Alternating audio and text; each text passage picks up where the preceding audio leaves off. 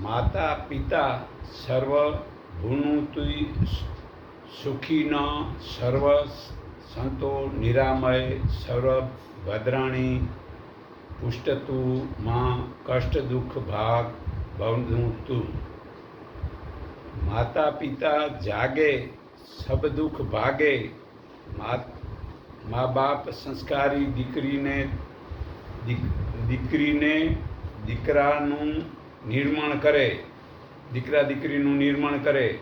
પરિવાર સમાજ અને રાષ્ટ્રને દીકરાને ભેટ આપે, આ સંસ્કાર રૂપી ભેટ આપે તો દીકરા સમાજના રાહબર બને, સમાજના દીપક બને। દીકરી સંસ્કારી બને, વીરાંગના બને અને સમાજનું નામ રોશન કરે।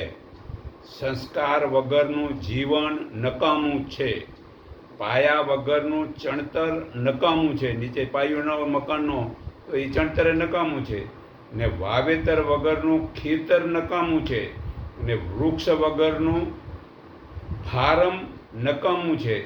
દાન વગરનું ધન નકામું છે, મન વગરનું વાંચન નકામું છે, દયા વગરનું આ હૃદય નકામું છે ને સંતોષ વગરનું સુખ નકામું છે ને શિસ્ત વગરનું ભણતર નકામું છે।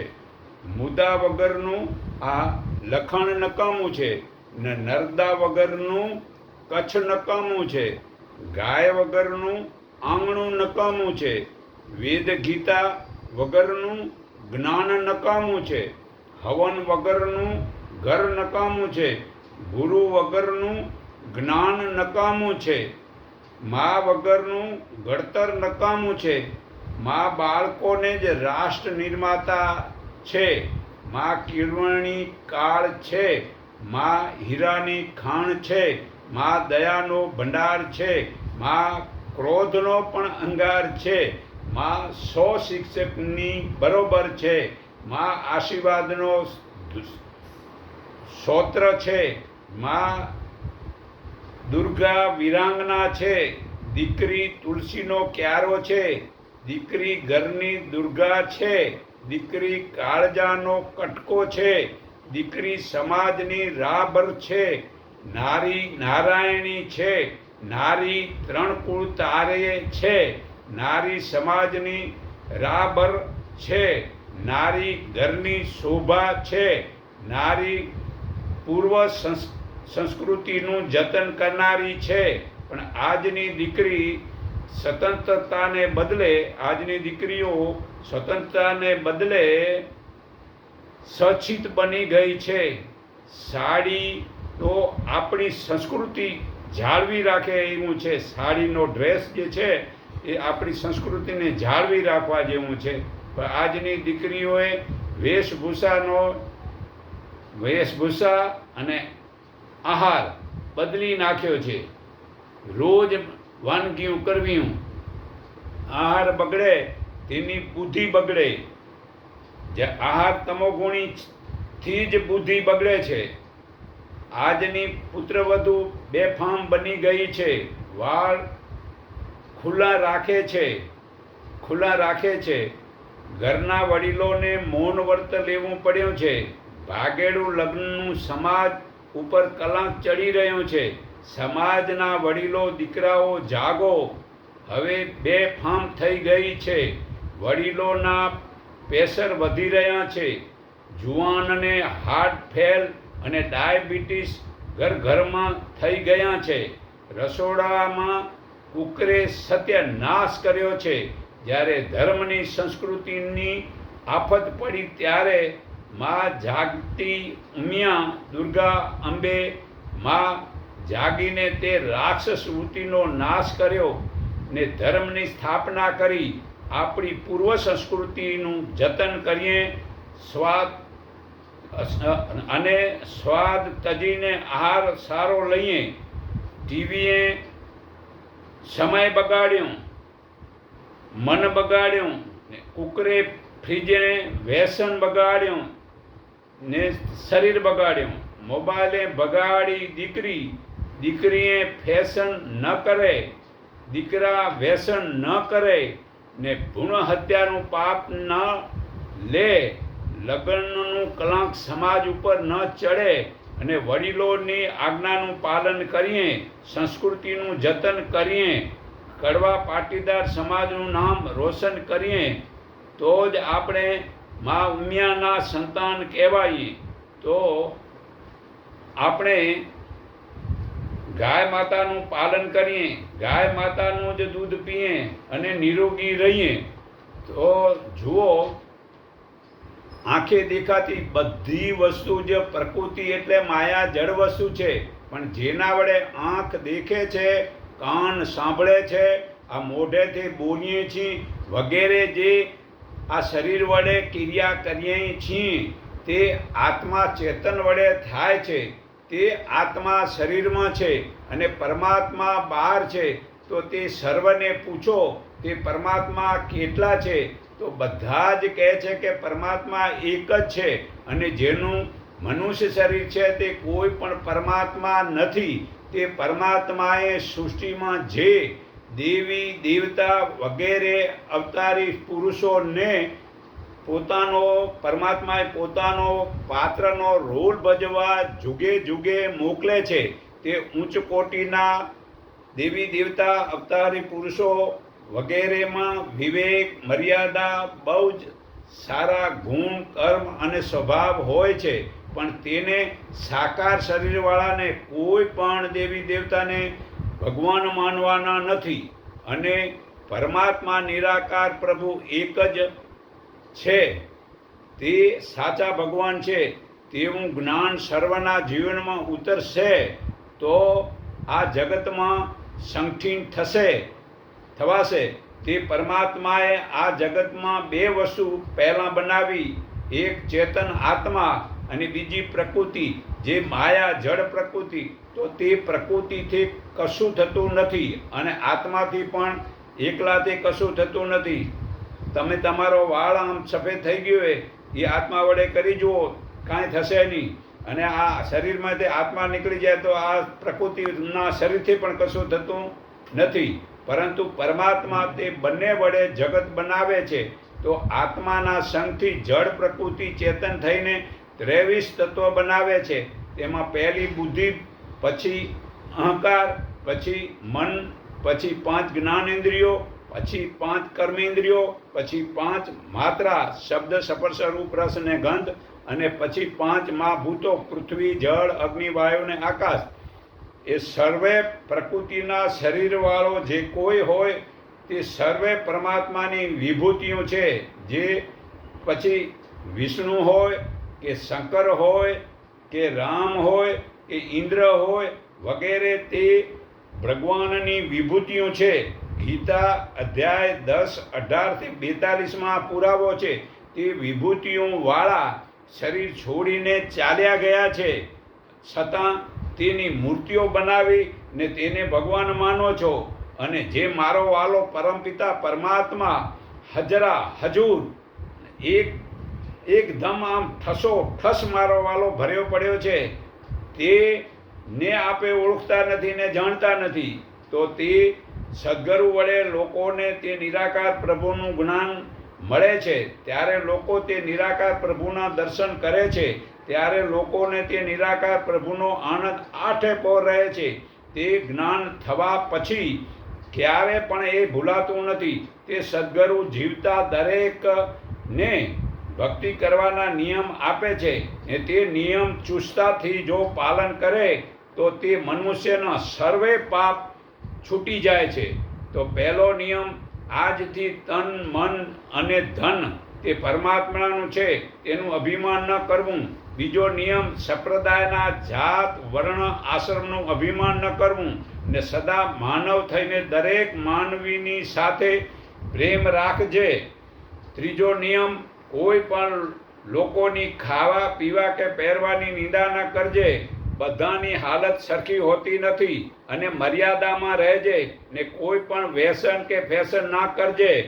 ચોથો નિયમ, સંસારનો ત્યાગ કરીને સાધુ ફકીર ન બનજે. પોતાની જાત મહેનતની કમાણીથી ઓછામાં ઓછી જરૂરિયાતે જરૂરિયાત એ સાદું જીવન જીવવાનું.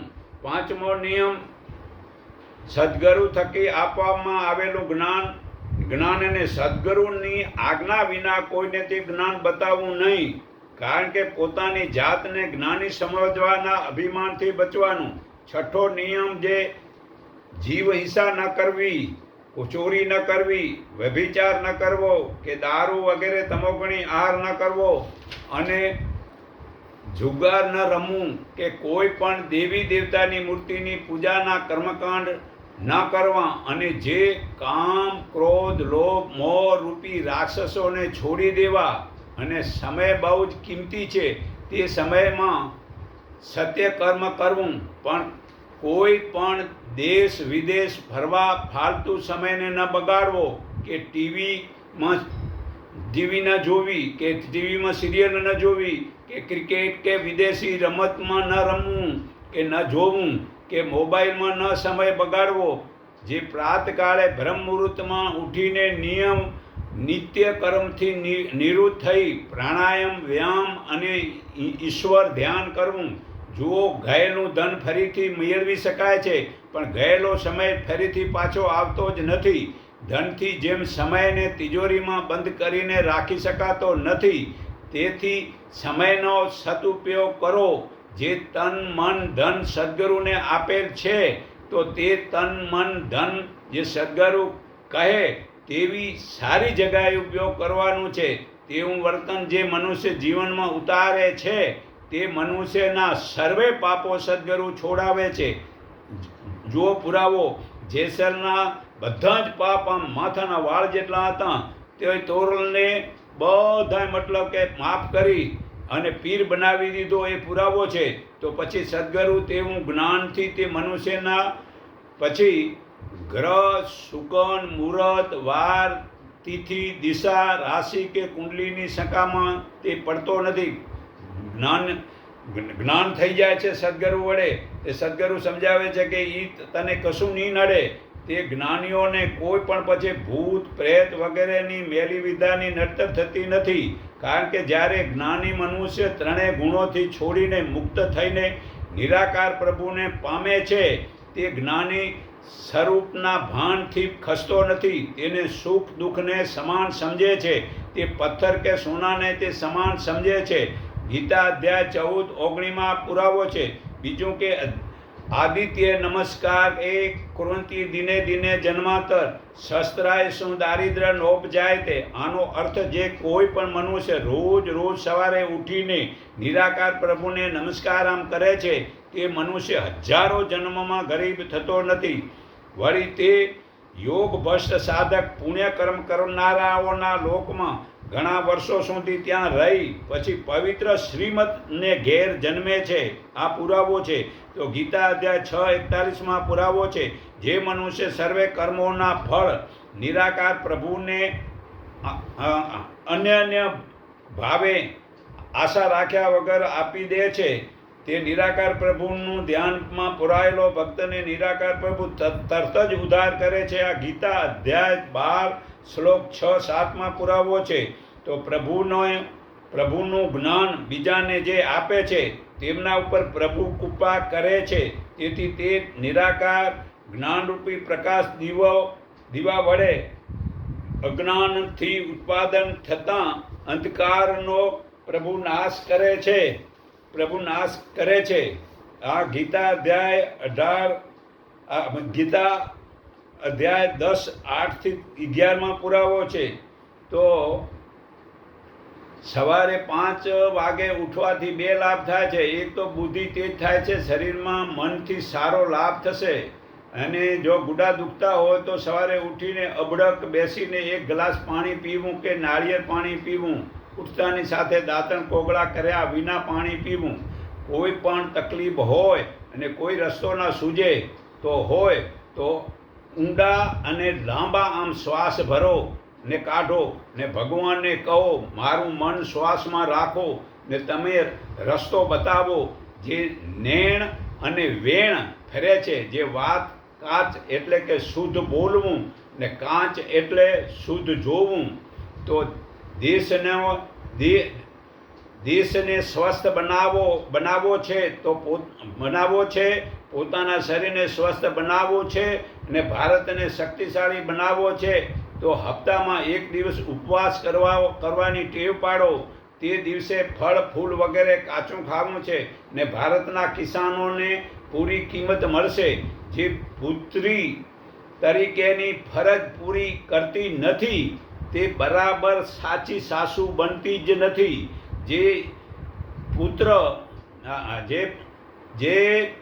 પુત્ર તરીકેની દીકરા તરીકેની જે ફરજ પૂરો કરતો નથી તે સારો પિતા બનતો જ નથી. જે પ્રજા પોતાની યોગ્ય ફરજો પહેલાં કરતા નથી તે રાજકારણમાં રાજા થઈને યોગ્ય બની શકતા નથી. હાથે કર્મ કરવાનો ભાવ પહેલાં કરેલો હશે તો જ ધનની કદર થશે. છોકરાઓને ધન, મોબાઈલ વગેરે સાધનો પહેલાં ના આપો તો તેને ધ્યાન શીખડાવો. રાસાયણિક ખાતર બંધ કરો તો જ રોગ મટશે. પ્લાસ્ટિક ઉપયોગ બંધ કરો તો ગાયોમાં રોગ નહીં થાય. ફટાકડા ફૂલ તોડીને મનુષ્યના સબન કે લગ્નમાં પગ તળે નાખવાનું બંધ કરો તો જ પ્રકૃતિ બચશે. પ્રકૃતિ બચશે તો જ સૃષ્ટિ બચશે. ગાયોની સેવા કરો, ગામડામાં રહેવાની આદત કરો તો ખેતી બચશે, ભારતનું કલ્યાણ થશે. ઋતુ પ્રમાણે ભોજન લો, દેશી ગાયનું દૂધ તાજું ને ઘી જે ઉપયોગ કરો તો જ મહેનત કરો તો જ તમને એ પચશે. તેલનો ઉપયોગ ઓછો કરો, તેમાં જ રિફાઇનરી તેલ તો સાવ બંધ કરો. સિઝનનું તાજું ઓર્ગેનિક ફળ શાકભાજી લો. ભોજન પાણીને ચાવીને ખાવા પીવાની આદત પાડો. હંમેશા ઓર્ગેનિક ખાવું, બની શકે તો ઘરનું જ ખાવું. હોટલનું કે લગ્નમાં ભોજન શુદ્ધ તેલ નથી વપરાતું, ભેળસેળની વસ્તુ વપરાય છે તો એ બંધ કરો. વરસાદના પાણીનો સંગ્રહ કરી પીવું. દરરોજ કોઈ પણ એક ઔષધિ લો, જે તુલસી, બીલીપત્ર, તંદરજો, રંજકો, ગૌના જવારા, કડવો લીમડો, ગળો લીમડાની નિયમિત લો. સાદું જીવન જીવવું. દરરોજ પ્રાણાયામ, યોગાસન, એક્યુપ્રેશરની સારવાર કરો. દરરોજ 1 કિલોમીટર ખુલ્લા પગે ચાલવાની આદત પાડો. સીધા નિમક લો, દરિયાનું નિમક ન લો. દેશી કાળો ગોળનો ઉપયોગ કરો અને ખાંડ બંધ કરો. ચા, કોફી, ઠંડા પીણા, પેકેટની પડીકાની તમામ વસ્તુ ઘરમાં બંધ કરો. જન્મ તો જ રોગથી બચશો. જમ્યા પછી તરત જ પાણી ના પીવું. તો નિરાકારને જે ઓળખે છે તે એક જ પળમાં પ્રભુના દર્શન કરાવે છે. તે જ્ઞાન હાલના સમયમાં ગુરુમાતા સુદીક્ષાજી આપે છે. તે જ્ઞાન પ્રકાશ નિરાકારી મંડળ, ઇન્ડિકેપ, 3 રસ્તા, માયા સિનેમા રોડ, કુબેરનગરમાં રવિવારના 12 વાગે મળે છે. હું સર્વના હૃદયમાં રહેલા પરમાત્માને હું સર્વને મારા હૃદયના ભાવથી નમન કરું છું. એકને ઓળખો, એકને માનો, એક સંગઠીન બનો. આટલું કહીને હું મારી વાણી વિરામું છું.